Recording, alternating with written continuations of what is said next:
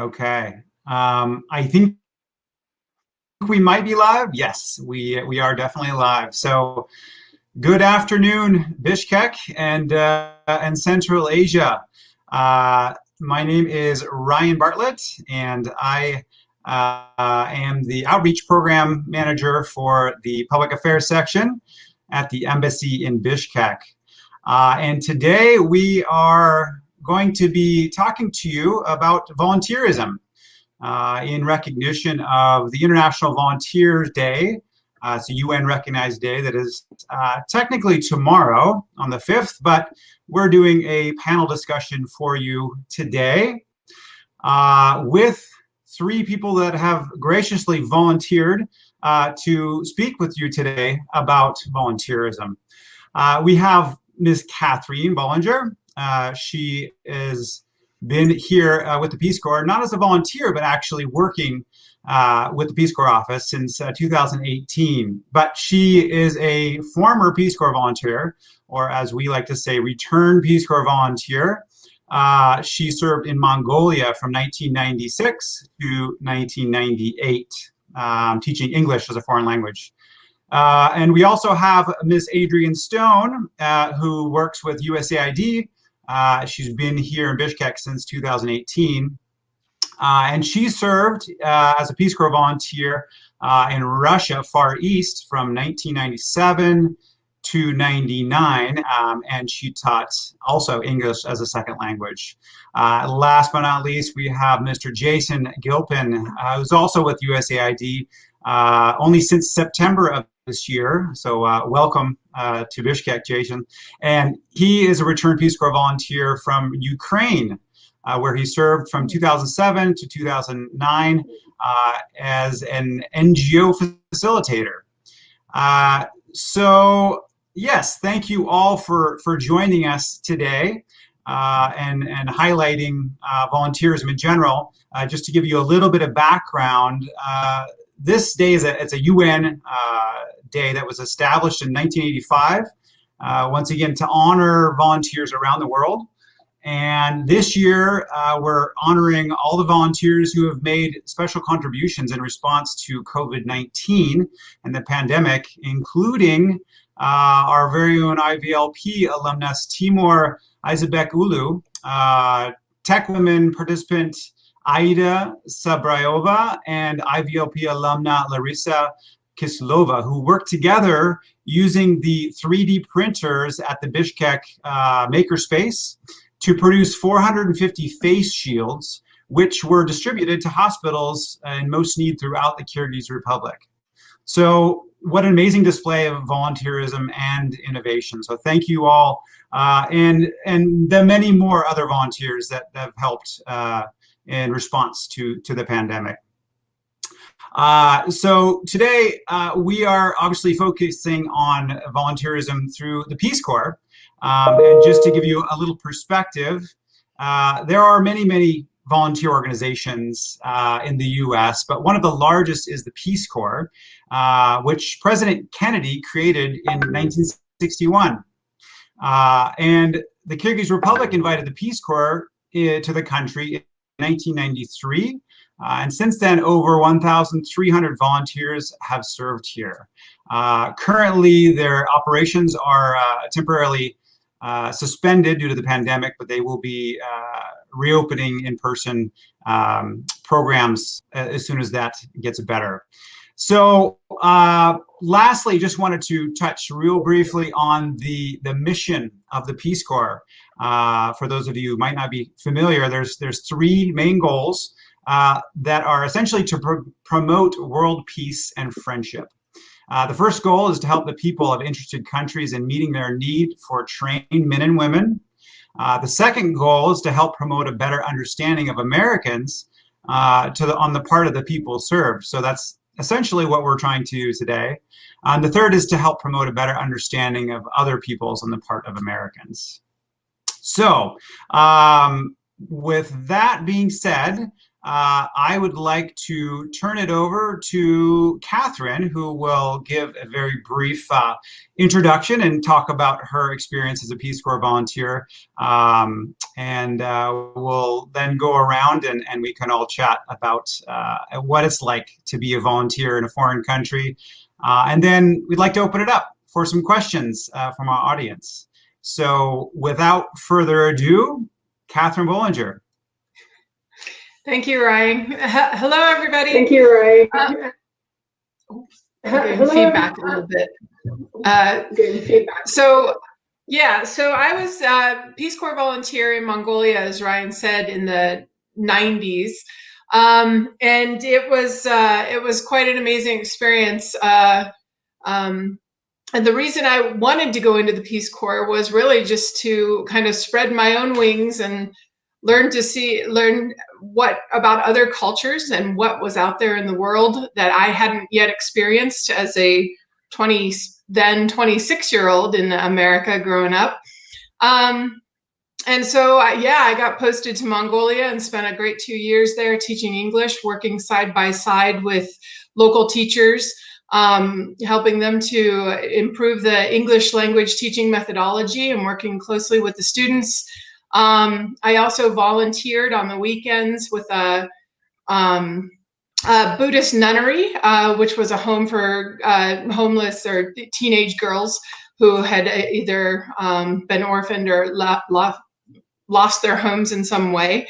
And it really was just an enriching experience that I've carried with me throughout my entire career, my entire life. I actually owe a large part of my career, which was financial inclusion or microfinance, where I spent 16 years working overseas and from the States and traveling around different countries of the world. And all of that is thanks due to something I learned while traveling around the countryside in Mongolia as a volunteer and learning about the ingenuity of local women's groups throughout the country on small business, micro business initiatives. So it really was an enriching and more rewarding experience that has taken me far and given me incredible experiences. And so I'm back at the Peace Corps as in an official capacity to kind of give back and as well get to know another country and get to know another culture and another people, and experience the world through different eyes and learning and working side by side with the locals here in Kyrgyzstan. So far, it's been a great 2 years, and I look forward to a few more. And as soon as those volunteers get back, we'll start reaching out to all regions of Kyrgyzstan. Thank you. All right. Thank you very much, Catherine. I appreciate it. We'll have some questions for you shortly, but let's move on to Adrienne Stone. Hi, everyone. So I'm Adrienne, and I am also, as Ryan said, a returned Peace Corps volunteer.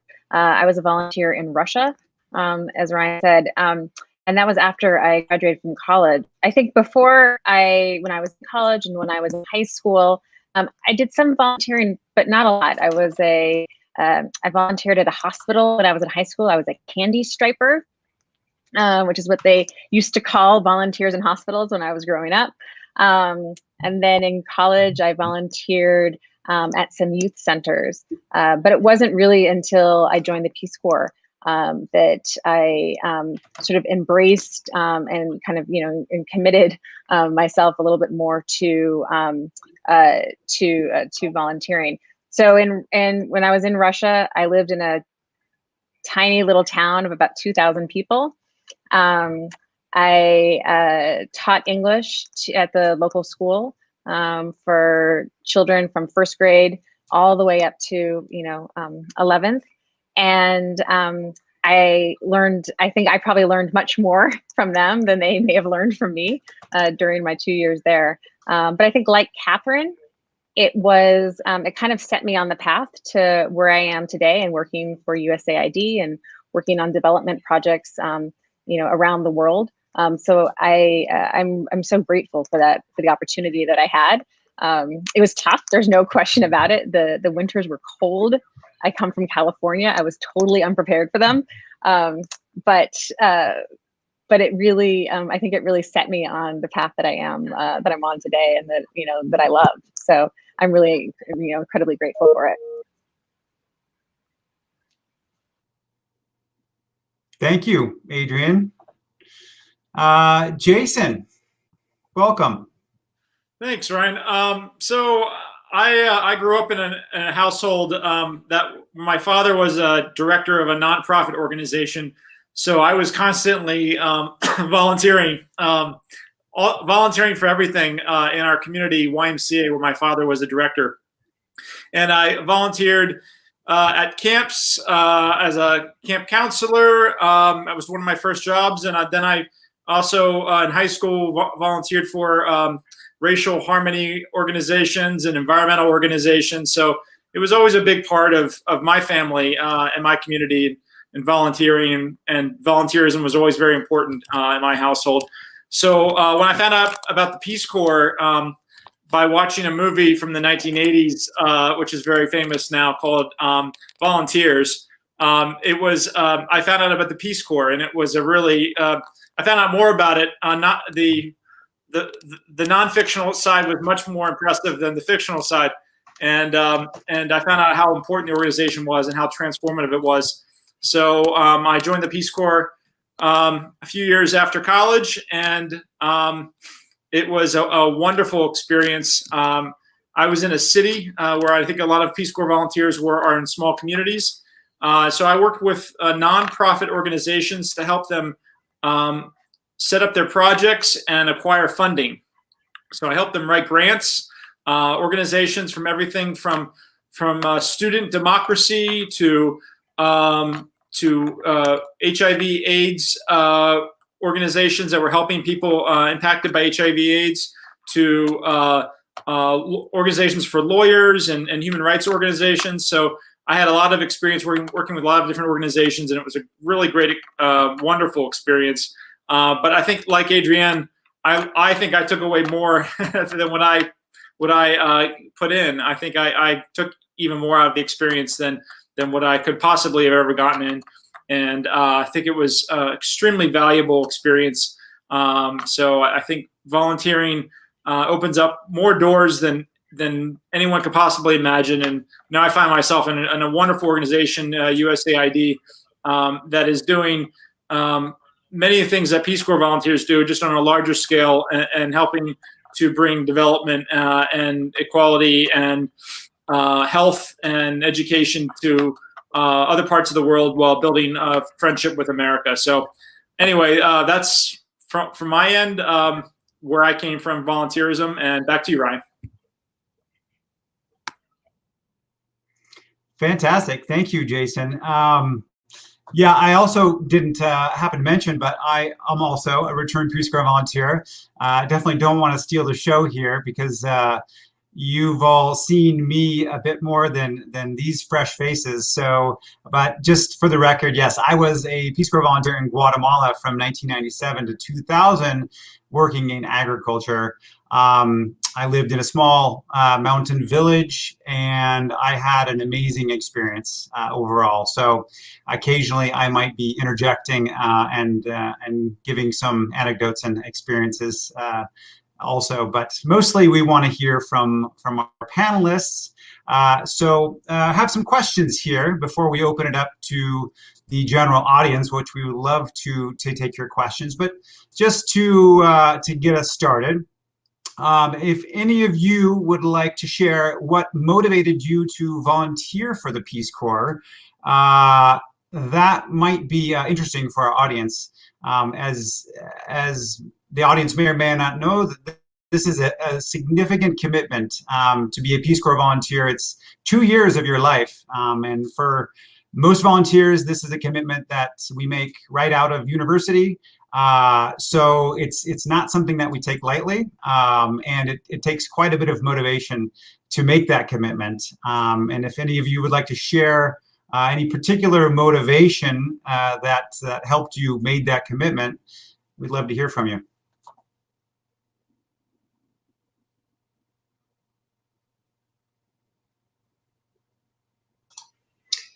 Well, I'll jump in there. So again, as I kind of mentioned in the intro, my motivation was partly selfish in wanting to see more of the world, but also knowing that I could bring a skill set that maybe didn't exist in some parts of the world. So it was kind of this balance of I want to get out there and experience more cultures and do more. And honestly, I didn't pay much attention to the Peace Corps. Hadn't heard of it much through college. And then somewhere in my senior year, I was standing around at a party at a friend's house, and someone started talking about the Peace Corps. I was like, well, Peace Corps, okay. Just did a little research in it, and within a few months, I had my application in and was just waiting to hear to what country I would go to. Back, 20 years ago, I think, or 30 years ago, it was a little bit different for the application process, where you didn't really get to choose where you wanted to go. And if you did say you wanted to go somewhere, then they might put you down on the list, because the whole ethos of Peace Corps is that volunteer spirit, that adventurous spirit to get out and be willing to go somewhere where you might not have thought you wanted to go, or even thought about. So yeah, I guess that would be my 2 cents. And from my end, I think it's just the reason why I joined Peace Corps was a way to serve my country and to give back to the rest of the world as well. I think that it's something that not too many people get the opportunity to devote 2 years of their life to just giving a small stipend to live on, and then you could just devote your energy to trying to make the world a better place in a very small sense of the word, and helping out a couple organizations get funding. So the United States is very unique in the way that it has an organization called Peace Corps and allows its citizens to do this. It was just a great opportunity to do that. So that's what motivated me. Well, I never saw the movie Volunteers, but I do think that, but for me, Peace Corps was this sort of mythical, I think, entity, and I had heard about it, and I had been sort of, I think, drawn to it. And so when I finished college, I entered the year after I finished college. I kind of sort of knew that I was heading in that direction, even though, as I said, I hadn't done that much volunteering leading up to it. I also had an older brother who was 1 year ahead of me in the Peace Corps. He went to Panama. I went to Russia. So I had some footsteps that has been sort of made before me. Although I think technically we actually did apply at the same time. But anyway, so I think it was, I think for me, Peace Corps had always been sort of floating around. Is being, this organization that is, seeking to help people around the world. And for me, my 22, 23-year-old self, that sounded ideal. It was exactly where I wanted to be.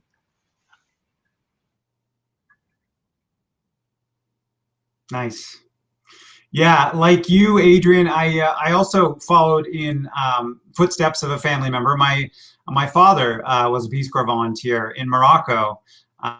He was the second group there in 1963. But that's not my main motivation for joining. It just happened to be that he was a volunteer, and I always thought, well, that was his thing. That worked out well for me. That was never something I necessarily aspired to, but as I was researching a paper that I was doing for an intercultural psychology class in university, I spoke with a Peace Corps recruiter who ended up giving me a lot of good information for my paper, but also recruited me. And I don't think it was very tough for him to do that. It made a lot of sense for me as well. But like you, Catherine, I think some of it was selfish. Some of it was, this is an experience that I wanted to have. I wanted to learn a foreign language, and I thought it would be an amazing adventure, and all those things were right. But of course, I ended up feeling a great sense of accomplishment as well for helping. Did you speak the language at all? Sorry. Before you went? Ahead. Did you speak any of the language before you I did went? not. Oh, nice. Okay. I did. I had studied French in high school. So I was fairly comfortable conversationally in French. So I was pretty sure that I was going to be sent to West Africa based on my agricultural kind of background. That's where I was pretty sure where I was going, and I was okay with that. But they gave, at the time, a 90, I guess it was 96. We couldn't choose our country. Might be aware, you can, I think, generally choose what country you want to serve in as a volunteer. So, but when I signed up, I had a broad geographic preference, and I chose Latin America because I regretted studying French. I think I much would have rather studied Spanish. So I decided, well, this is a good way to change course and learn some Spanish. So I ended up getting assigned to Guatemala, and I was very pleased, but I was at a huge disadvantage not knowing any Spanish when I got there. But I was in a small, fairly isolated village. I ended up being completely immersed in the language and culture, and I ended up coming away with much better Spanish than a lot of my fellow volunteers who arrived with Spanish. So yeah, that was an amazing way to learn a language, of course. So. Can I just jump in? All right, but I just wanted to add to that yeah, yes, Peace Corps please. is probably the best language learning you can get. It throws you right in, and then you live in its total immersion. It's fantastic. Right. And just to add on to Ryan, it's very rare that you get that Oh, opportunity. sorry, Ryan. Go ahead. Yeah, I was just saying, and to add on to Ryan's, I feel like when Ryan and I, we joined the Peace Corps around the same time, I felt like at that time, Peace Corps would say, oh, you know this? Well, we're actually going to send you all the way over here instead. Like, we really want to, we want to kind of, shake things up. We want to challenge you, to put you in new situations. They're sort of great at kind of throwing you into something that, that you think you're unprepared for. And instead you find all of these tools and these skills that you didn't even know that you had. In order to work and to make friends and to make connections.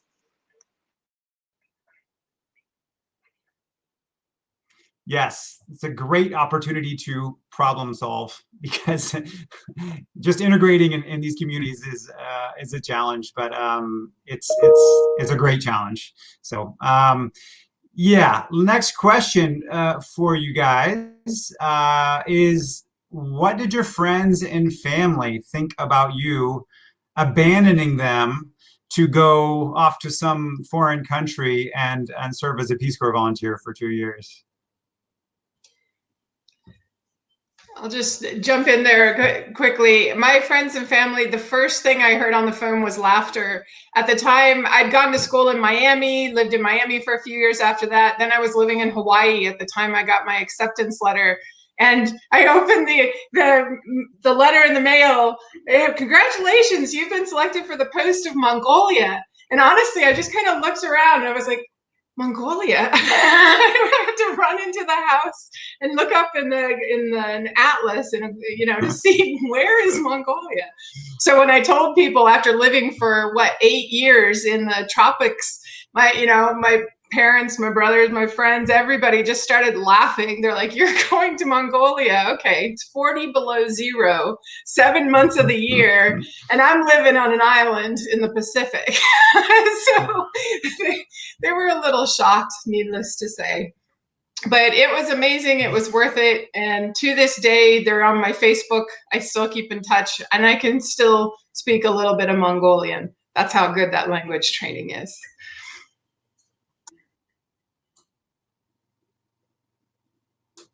Yeah, sure. My mom said it was awful. Go ahead, Jason. She thought that my mom thought it was awful that I would leave the comforts of our country and go somewhere else in a part of the world. And she asked me where I got that from, basically where I inherited my my wanderlust from, because there was nobody in my family other than my grandfather, who left home to go into World War II.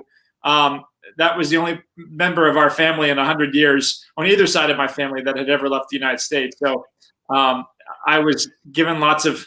I'm still viewed as the stranger one in my family that lives overseas and really enjoys living overseas. So my family didn't understand. They still don't to this day. Yeah, I think I got mixed reactions from let me my take a friends quick and pause here, family. Adrian. Oh, jump in there. no, sure. Just wanted to bid farewell to Catherine, who I think needs to hop off for a very important meeting. But Catherine, thank you so much for joining us and sharing your experience. Hopefully we'll get you back for some more programming, whether it's related to volunteerism or anything else. We're really happy to have you here. So thank you again for joining us today. Thank you. I'm sad to miss the rest. We'll see you all later. Bye, everybody. Bye. Okay. Sorry to cut you off, Adrian. And just so our audience knows, at least Adrian and I are struggling with some low bandwidth connections. So I'm having trouble hearing everything you're saying, but hopefully for most of our audience, you're not having problems hearing us. So again, sorry to interrupt you, Adrian. I'll go ahead and let you speak about what your friends and family thought about you joining the Peace Corps. Sure, and I should apologize because I think I'm the one that's having the internet problem. So I'm sorry about that. I think maybe it's the snow. I don't know. But no, I was going to say, I think I had different reactions. I think my close family, my parents, my brothers, I think they were very supportive. They had always, I think, sort of prioritized traveling and seeing the world. Not that we did that much of it, but I think there was always that encouragement. My extended family, however, like my uncles and my aunts and extended cousins, sort of the larger family, they didn't really understand it. They didn't know why I would volunteer, not get paid, go somewhere. They didn't know why I would put myself into, a hardship situation where I don't speak the language. I have to make new friends and meet new colleagues, be in a different culture, a different environment. And I think fortunately, kind of as like sort of the strange one or the outlier of the family, I had already sort of developed that reputation, and I've just sort of kept it throughout my life. So now they've come to expect that of me. But I think that was sort of one of the initial sort of points where they saw that I was perhaps a little bit different than they were.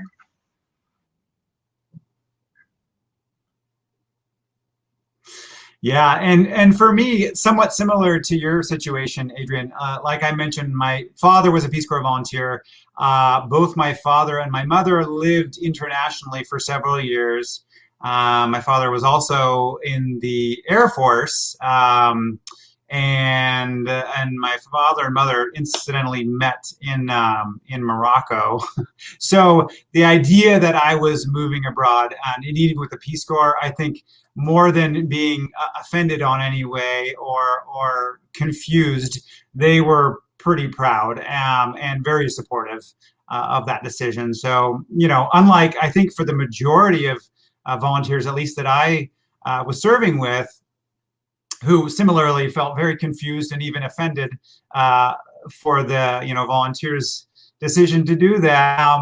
It was very easy for me to jump off and be out of the country for 2 years. So that really, I think, affected my experience and made it all the richer. I knew that I wasn't somehow offending all of my friends and family by abandoning them. So yeah, here's a couple of questions that have come in. I think maybe Adrian, you might have touched on this, but maybe we'll pass this one to Jason. Chopin asks if you stayed in touch with your host families in the respected countries, and maybe if you don't have host families, at least some of your close friends or contacts. Do you keep in touch with folks back in the Ukraine? Yeah, I do. I keep in touch with a lot of the colleagues and the friends I made back during Peace Corps, and you know, it's great in the 21st century that you can keep in contact with people quite easily, no matter where they are, because of Facebook and Instagram, and so it's really great and easy to keep in contact with people. Fantastic. I left Peace Corps just as email was starting up, so it was a long time ago. So initially it was through letters that we kept in touch, and then it moved to email communication, and that was great. And I even went back and stayed with friends the year after I left Peace Corps, and then 5 or 6 years later, I went back. My friends had moved. I stayed with them where they were. And of course now, as Jason said, I mean, with Facebook and social media, it's actually really, really easy to continue to keep in touch with them. We've been really fortunate. Yeah, for sure. For myself, yeah, same thing. I think we completed our service about the same time, and for me it was 2000. So yeah, I just was getting familiar with email. Most of the contacts that I had were rural farmers in these very remote mountain villages. So that didn't even matter that email existed, because they still don't use it. So yes, I think keeping in touch with most of the people that I was close with was challenging. We did exchange a few letters, but sadly, I don't have a lot of contact with most of the people that I was working with. A couple people, yes, I definitely do keep in touch with, but yeah. Another question we have is from Irkin. Hello.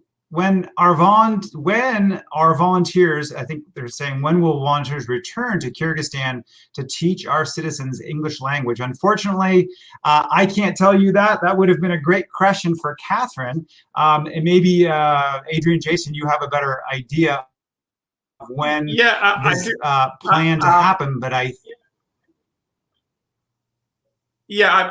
heard that they're working on it, and that they're trying their very best to get Peace Corps volunteers back as soon as possible. They'll do it as soon as the health situation allows, and allows the movement of people across borders. I think that the health consideration for everybody, not just for the volunteers, but for the people of the Kyrgyz Republic, they want to make sure that it's safe for volunteers to come back and have those people back. So they're hoping as soon as possible, but they don't have a timeline as far as at this point when they know for sure when volunteers will come back. Okay. Yeah, it's just like most of the work that I'm doing, of course, is all outreach, but now we're doing all virtual outreach. Gradually, that will move into a hybrid outreach kind of model. We'll do elements of the outreach in person, but mostly virtually still, until, of course, all the numbers are steadily going down, and we're able to do this in person, which we're very much looking forward to getting back and seeing all of your faces in person, because doing outreach like this, it's challenging for sure. I do appreciate all your questions and comments, but I so much prefer seeing your faces in front of a group that I'm speaking with.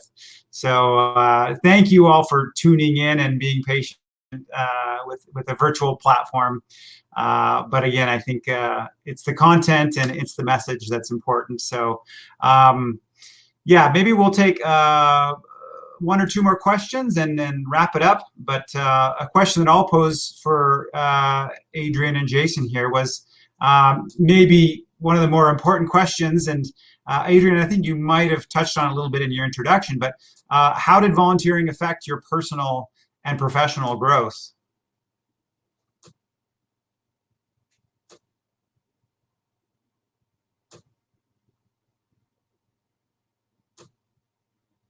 Adrian, you want me to take this? I'll take it first. Sure. Sorry. I in here. Yes, please take it first. Okay. So for me, I've always been a person that's been very strict when it comes to time. I'm always on time for things, and I'm very very organized, and I schedule things sometimes a year in advance. So as a Peace Corps volunteer, what I found out soon that I needed to relax a bit and to become more flexible when it comes to time. So to this day, I think I'm much more patient. I've become a much more patient person as a result of my Peace Corps service, because our very fast-paced American, highly scheduled life is not the way I think most of the world runs their days, and having things on a minute by minute basis. So I've become a lot more patient and flexible as a result of my Peace Corps service, and my mind, and as far as my perception of history has changed a lot as well, because I got to see a different perspective of how people viewed history and how people viewed the world, and I think it opened up my mind and the way I perceive everything, as well as my time management. Back to you, Adrian. Thanks. I'm gonna start with the easier one first, which I think is how it affected my personal growth or our professional growth. I wouldn't be here where I am today, obviously, if I hadn't been a Peace Corps volunteer in Russia. It completely set me on the path that I'm on right now, which, as Jason said, we both work at USAID. It's working with other countries, working in communities, countries outside of the United States, and helping them to achieve their goals, their development goals, whether it's democracy, development goals, or economic development goals, or health development goals, and all of that for me started with Peace Corps. So not only I think did it inspire me to pursue what it is that I've been pursuing, but it also gave me the experience in order for me to then get my next job, and for me to then get into the graduate school that I wanted to get into. It actually, it also sort of equipped me in order to position myself in order to kind of stay on this path. I think personally, it's hard for me. It's hard for me to say. I think it's such a part of who I am. I went when I was relatively young, and I absolutely helped shape the person that I am today. It was a part of my sort of development, my own personal development, as an adult. So I think that, what I learned and what I gained, I carry with me, all the time. Obviously, I think the biggest challenge that we run into as a Peace Corps volunteer is that you're thrown into these new situations, into new environments, new cultures. And so, there was I think after, being a Peace Corps volunteer, I was able to sort of better appreciate, how do you understand somebody else's culture? How do you, give that person, and make sure the person has the same amount of worth, and feels that same amount of worth for their culture as you have for your own culture? How do you have those exchanges that are meaningful? And how do you have sort of a genuine, sort of exchange of ideas, with somebody else, with whom maybe you don't speak the languages very well, who may have very different perspectives than you do, about life, about, community, about governance, about whatever. So I think those are some of the skills that at least I took with me. But it's difficult, I think, to sum it up. Frankly, I think it's very difficult to kind of sum up, sort of what we've gained from our Peace Corps time. Yeah, so much. I could answer that question for a good 20 minutes, but I'm not going to bore you. I think your responses were very similar to mine, actually, and I think probably for most volunteers, they come away with kind of a coming of age experience, right? Kind of especially if you do it shortly out of a university experience. It really just kind of puts the world into perspective for you, as most Americans tend to have a very a small-minded perspective on the world. I certainly did coming out of undergraduate university, and just living in the world outside of the U.S., of course, just gives you a tremendous perspective on the world. So, yeah, a couple more questions here from our audience members. Philidor's Chess says, hello, if we want to invite volunteers like a host family, how we can realize. What I think they're asking is, how can local families serve as host families for volunteers? And that's an excellent question.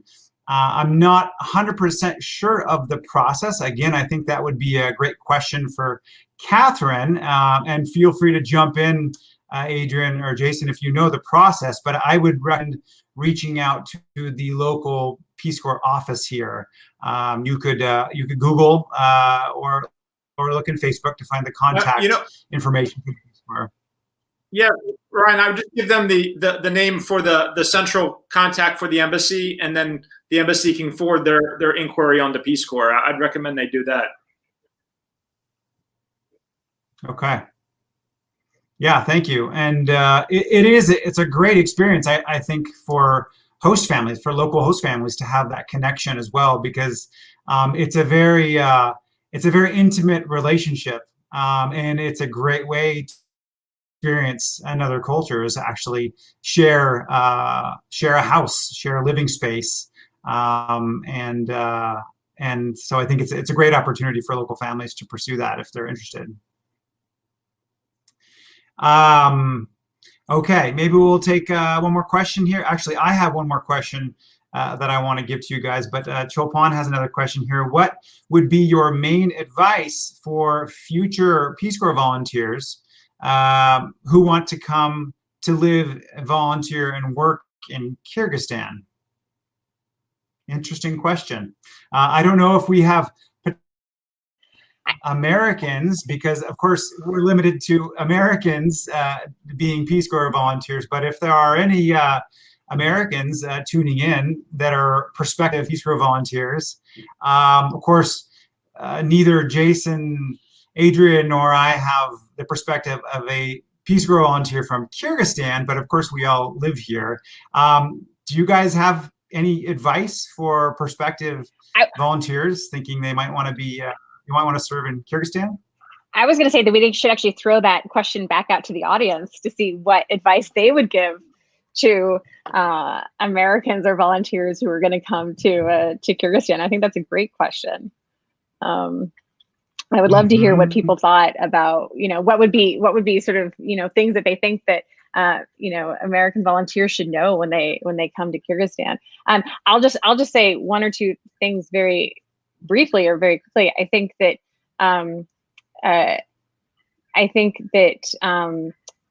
first of all, I would say congratulations, because they're incredibly lucky to be assigned to be a volunteer here in Kyrgyzstan, and they should know that they're getting kind of the best of the best. I think I would also encourage them to really spend as much time with their community and the friends that they make and that they develop here.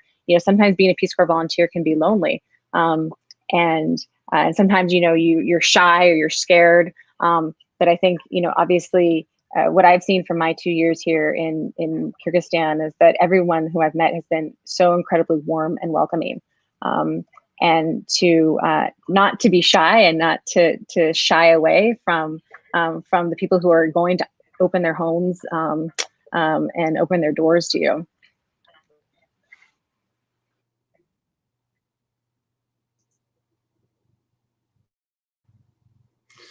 Great advice. Also, of course, learn some Russian, maybe, or even better, learn Kyrgyz. That would be my suggestion, because if you don't do it before you come, you will definitely do it after you're here. Peace Corps volunteers in Kyrgyzstan learn amazing Kyrgyz. Like it's almost like native level Kyrgyz, because yeah, they're in these isolated small communities. I think the Kyrgyz that people that work at the embassy have, some Americans have, is decent, conversational, if you will. But then, of course, when you meet a Peace Corps volunteer who lives in a small community and speaks Kyrgyz every day, all day, there's no comparison. It's just incredible. But of course, if you could get a jump on Kyrgyz before you come, that would be my suggestion. So Jason, you said, yeah, for interested host families, the email address that you could try is info-kg@peacecorps.gov. So that's the main. Yeah, thank you for posting that on the page there. So yes, that's a great way to contact the Peace Corps office here. And okay, I have.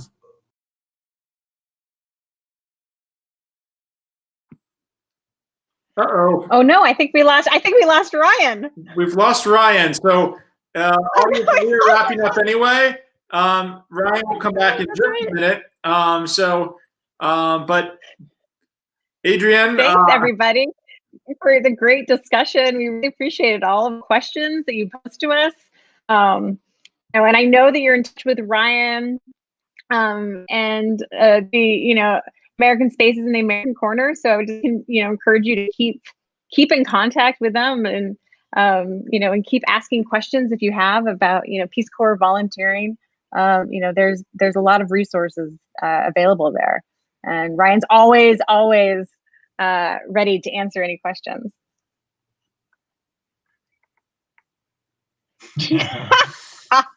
Thank you, Adrienne. I dropped off for a second there.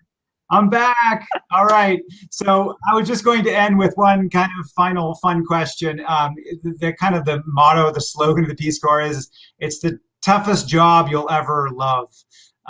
So I was going to ask you if you guys agreed, was the Peace Corps the toughest job that you ever loved? Yes, absolutely. It was the toughest job I've ever loved. It was tough and I loved it. It was definitely the toughest job I ever loved. I would say it wasn't. I would say that it allowed me to appreciate that I could really love tough jobs. Let's put it that way. I think that it was definitely a tough job, and I loved it, and it set me on the path of having more tough jobs that I have also sort of poured my heart into as well. So I'd say it's the first toughest job I've ever loved. Okay. All right. Well, I think we'll call it good for there. Apologies for anybody whose connection was as bad as mine. I had a tough time hearing all of your great responses. But Adrienne and Jason, thank you both so much for joining us today and sharing your experiences with being volunteers, and hopefully we'll have you back to talk about other types of things another day. So, all right. Thank you so much, Bishkek, and have a great weekend, and hopefully volunteer somewhere someday. Bye, everyone. Bye-bye. Thanks so much.